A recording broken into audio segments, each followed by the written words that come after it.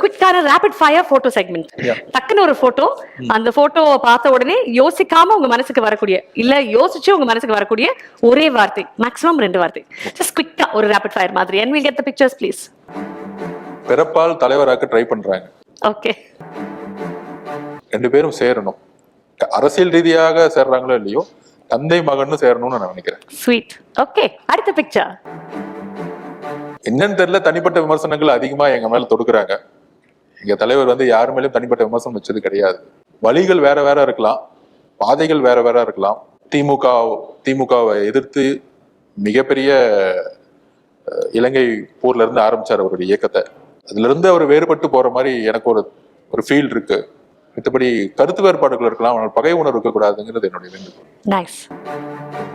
என்னுடைய ஃபவுண்டேஷன் வந்து திமுக தலைமை கிட்ட தான் வந்துச்சு.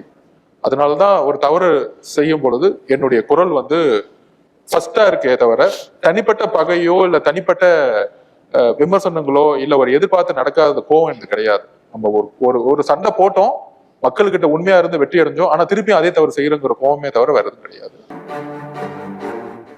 இந்தியாவோட நம்பிக்கை எதிர்காலம். ஓகே,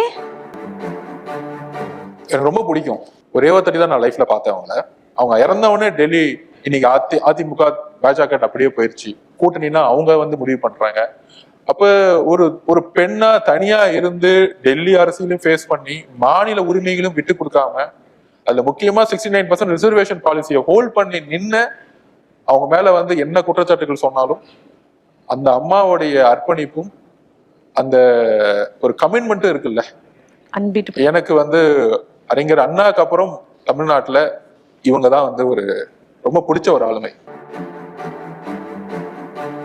எங்க அண்ணன், எங்க தலைவர், இவர் தான் எதிர்காலம் தமிழ்நாட்டு மக்களுக்கு. எல்லாத்தையும் மாத்துவார். நம்ம என்னெல்லாம் பிரச்சனை சொல்றோமோ எல்லாத்தையும் மாத்துவார்னு எனக்கு ஒரு நம்பிக்கை இருக்கு. நம்பிக்கையின் ஒரே முகம் இன்னைக்கு அவர் தான்.